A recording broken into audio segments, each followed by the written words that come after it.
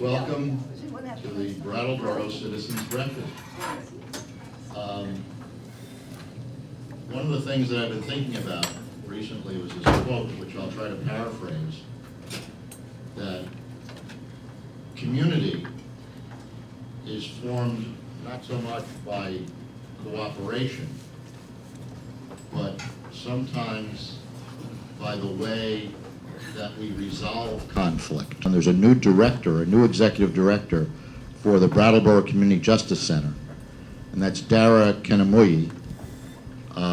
He'll speak to us today about the center. If you don't know about the Justice Center, you can get an overview, and maybe we'll learn a little bit about future directions in conflict resolution, conflict transformation. Thanks, Bob. Bob and I have known each other for a long time because we're both on the Citizens Advisory Board for the Brattleboro Community Justice Center, and we've been there for a while together. I appreciate Bob, and this has to do with training and experience, how to become an expert or at least get to know something. Because Bob's former life was a probation agent in New York, and I worked as a public defender for a long time. I've been with the Brattleboro Community Justice Center now for about 10 years as a volunteer.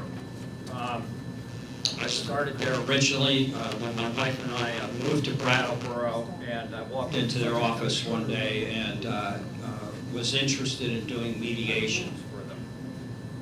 Some of the reason for that is I had been involved in starting a community mediation service when we lived in Maryland, and that was fairly successful, actually. And I thought, well, maybe there's something similar here in Brattleboro. There are different programs we run, and over the years, we've changed some from our focus. Our funding primarily comes right now, how we pay ourselves, we pay our staff, we operate our operating expenses are basically through the Department of Corrections for Vermont. Part of that money is Vermont money, and part of it is money through the Second Chance Act grant, which I believe was a law that may have been signed into effect maybe around 2005 or so. In Vermont, in the last few years, we've had our government officials say they would like to get people who have been incarcerated through the Vermont criminal justice system back home from the other states where we sent them, and also maybe there's people that need to be released who are sitting in our prison within the state. When I started with the Justice Center, I was looking for mediations, but I quickly ended up on something called reparative panels. And the idea of the reparative panels basically is that there's, instead of criminogenic form of justice, a retributive form of justice, we have a form of justice that looks at a harm that's caused as a rent in the social fabric of the community. And the question we ask is, how do we fix that?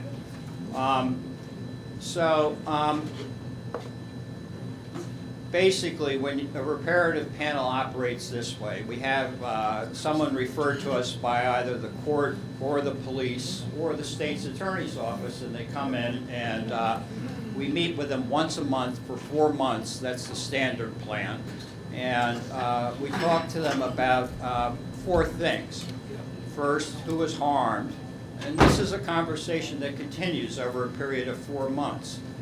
It doesn't start off with rockets on it. People have to earn trust and be comfortable with each other. So it takes us usually 1 or 2 meetings to really get going on the work. But who was harmed? Second question is, how were they harmed? How were they affected by what happened? And this not only may include the traditional idea of the victim of the crime, but also the family of the perpetrator of the crime, the perpetrator themselves, people in the community who would have been affected by what happened. And so we have that conversation. The third question is, well, how do you fix it? How do you make this good? How do you make it right? and we usually end up having an agreement with the person who is referred to us, and that is we will do different things. And this is an agreement. It's not an order that you have to do this to make it good. It's what we figure out among ourselves as to what's the good thing to do here.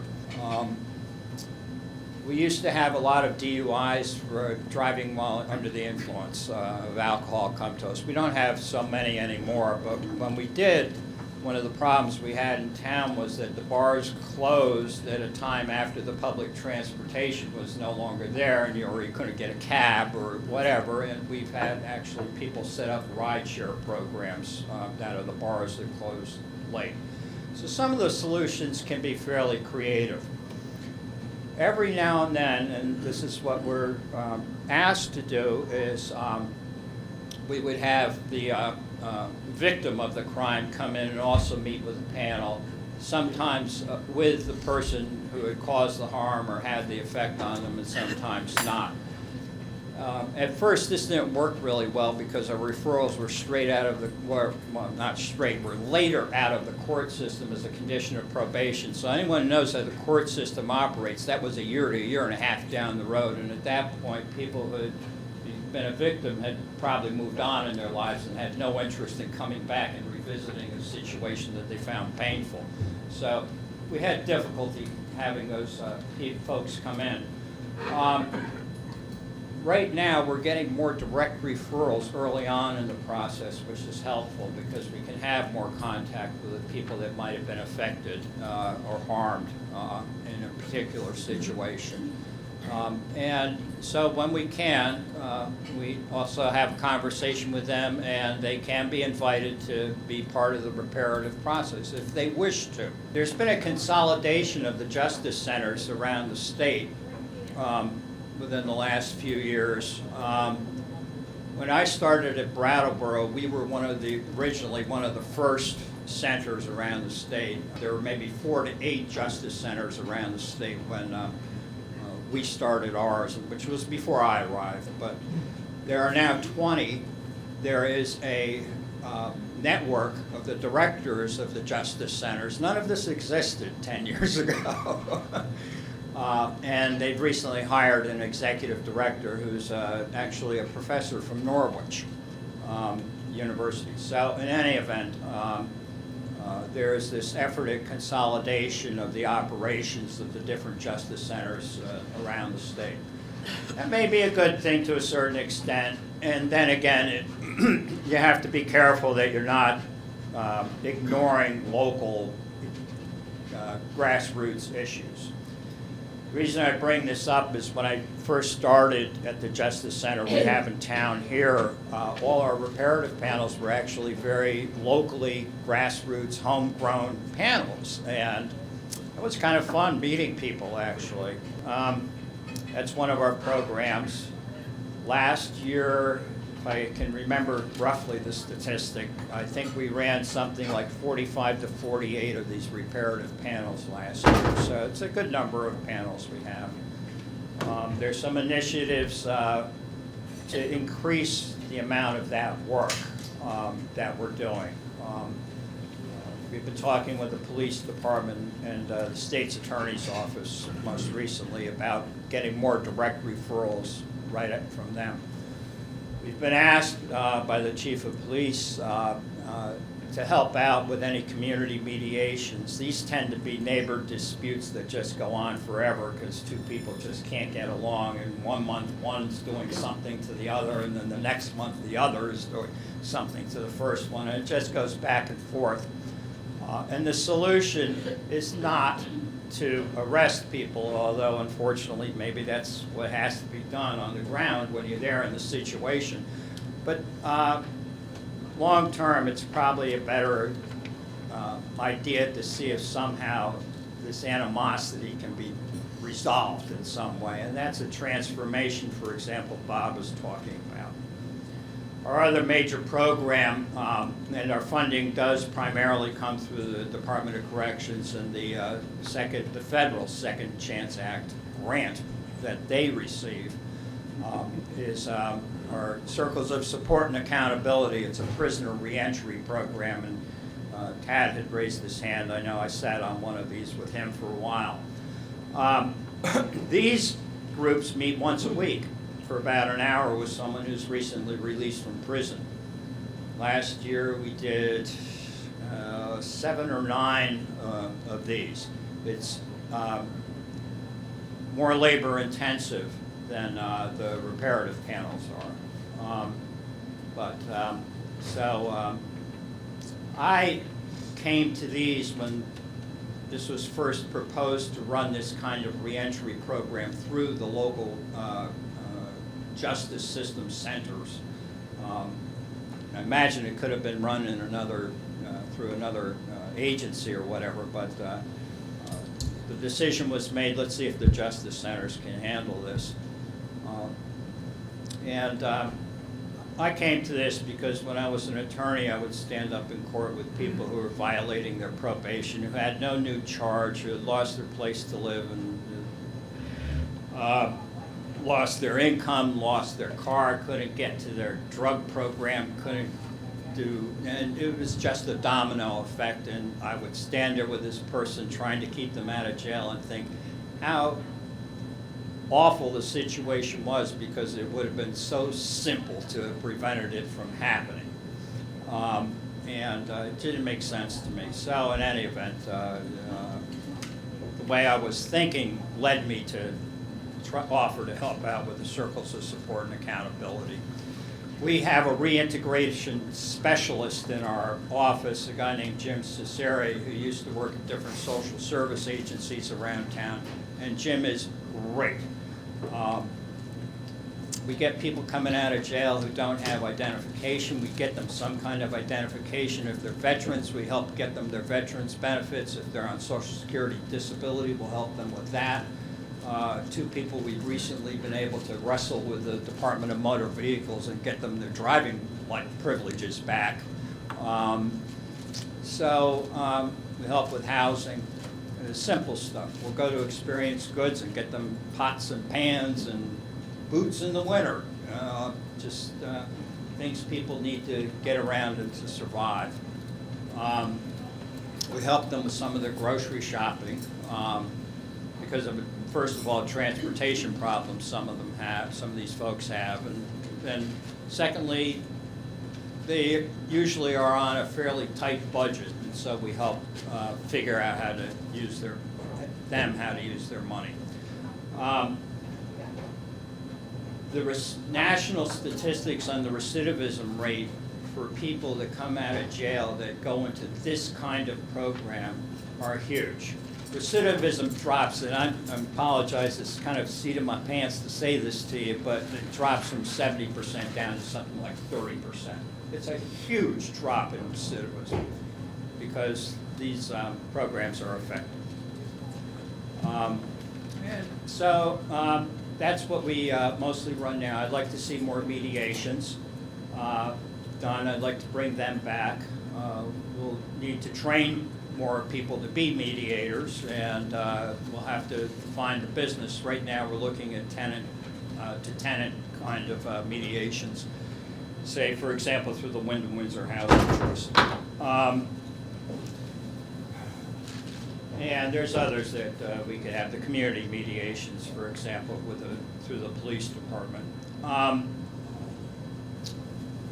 Bob talked about conflict transformation.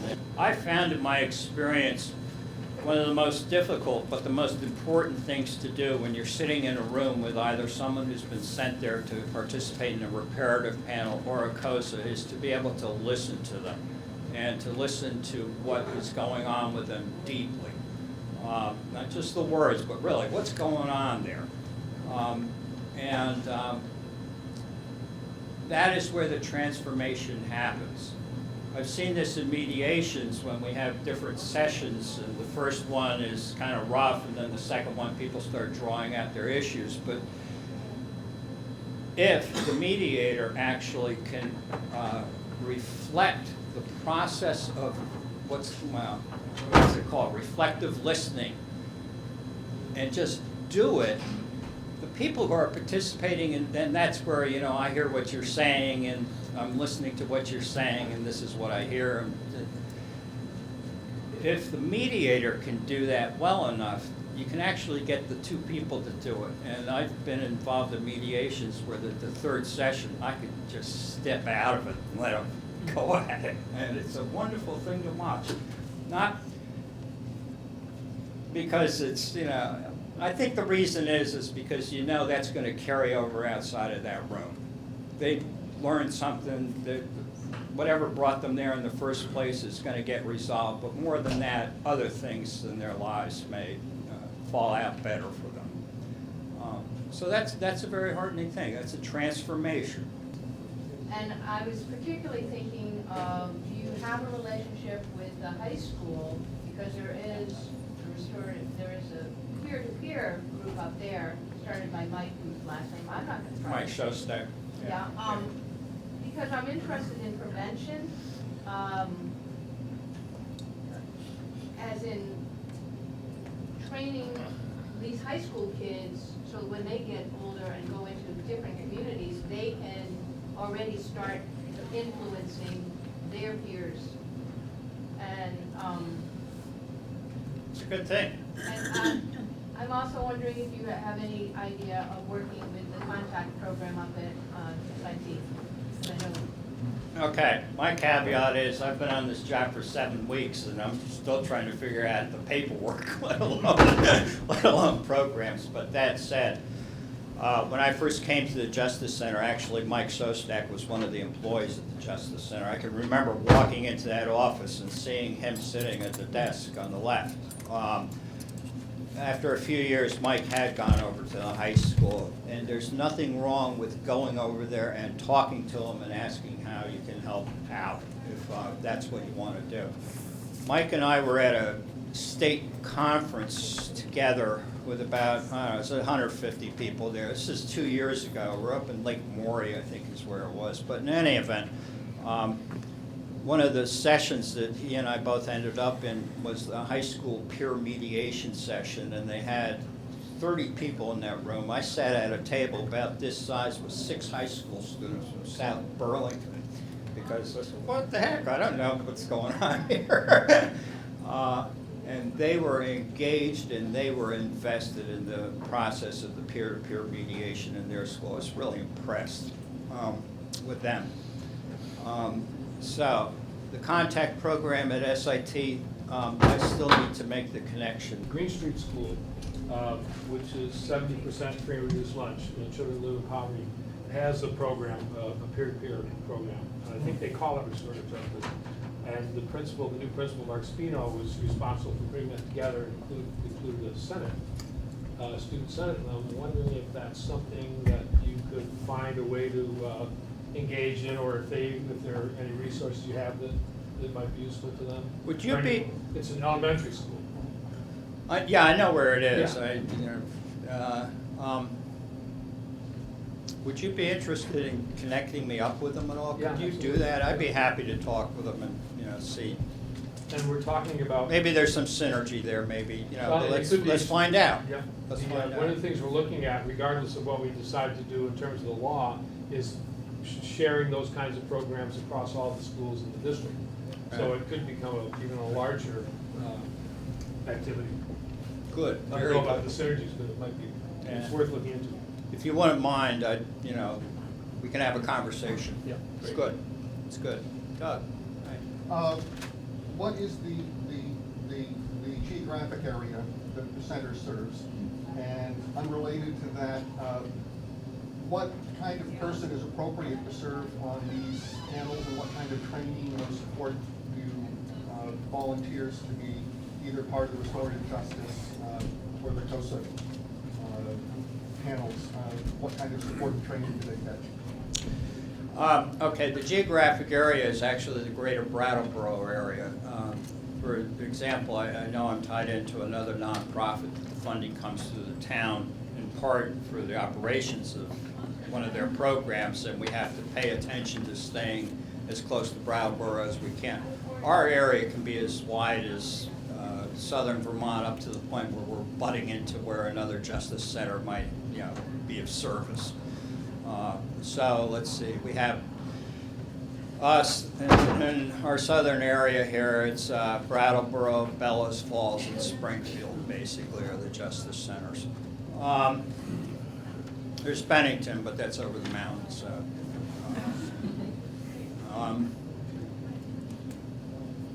Anyone who's a member of the community, the idea of what we do is that the person who comes to us is meeting with community members. We have maybe just shy of 40 volunteers at this point. Maybe 30 on the reparative panels, maybe 8 or so on the COSAs who are available to sit on the COSAs. And there's other ancillary little groups that meet around these. What kind of person? Anyone from the community who's interested in the idea of restorative justice, basically, as far as the reparative panels go.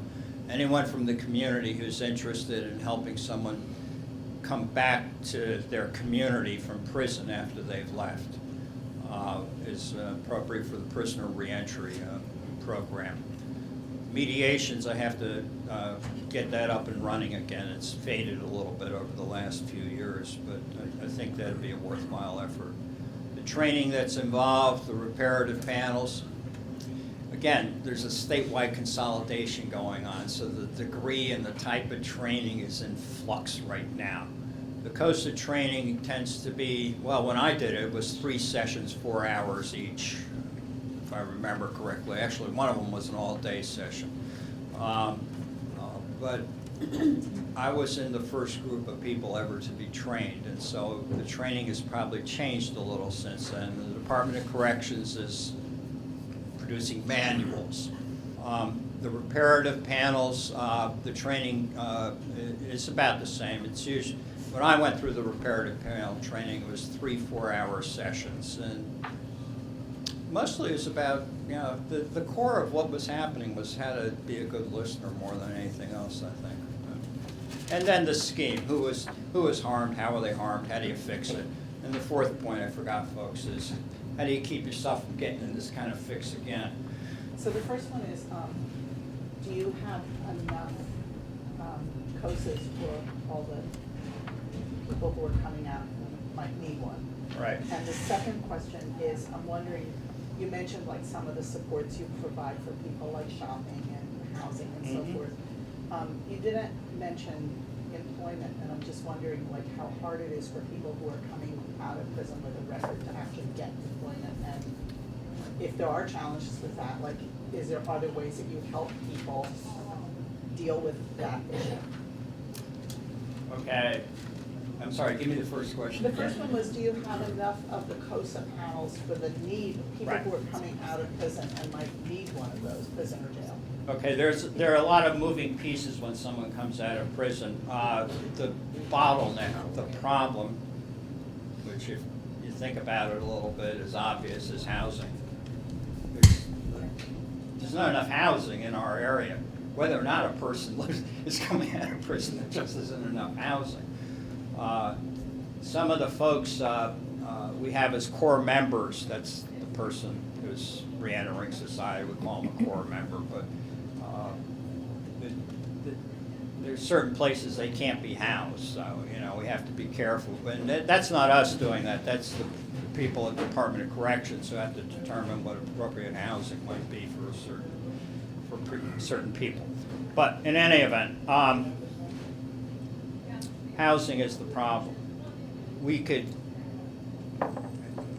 handle more COSAs if the Department of Corrections could get more people out of jail.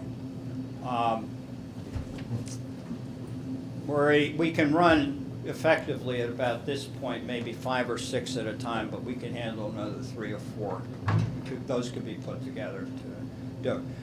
And that reaches the level of the requirements of the Second Chance Act grant. But we're living in a state with a small population, so what we have to do for the act may not be the same as what Brooklyn, New York have to do for it. But what you're saying is that the thing that's holding people up from re-entry is not being able to get housing. That's Yes, one. that's exactly what that's where the bottleneck is. That's exactly where it is. We have a fella coming out pretty soon, actually, who should have been released 4 or 5 months ago. And the problem with him was housing. So, I think that's been fixed, so we're gonna see him in a week or two. Yeah, at the end of this month. We'll see. So then if people manage to get housing and do get out, Right. they're working with you, the other part of my question was like, what about getting employment? Is that another, I'm assuming that's a real challenge because. It is. Just as a matter of basic groundwork, we start determining whether or not there can be, they're eligible for government benefits in some way so they can generate some income. We really like the people to get to, folks to get to the point where they're self-sufficient one way or the other. Folk rehab, job searches, things like that. We send them over to the state agencies, but Jim, because he worked in that area for a number of years, is really good at being able to help them navigate that. And actually lately, I know with one fella, Jim has worked really hard on getting him work. He got work about 4 days ago, he started a decent paying job, but it was months before we could get him to that point. But it's good, he's set up now. We all have obligations and responsibilities to the community. And what extent of the restoration program do those overtly come up?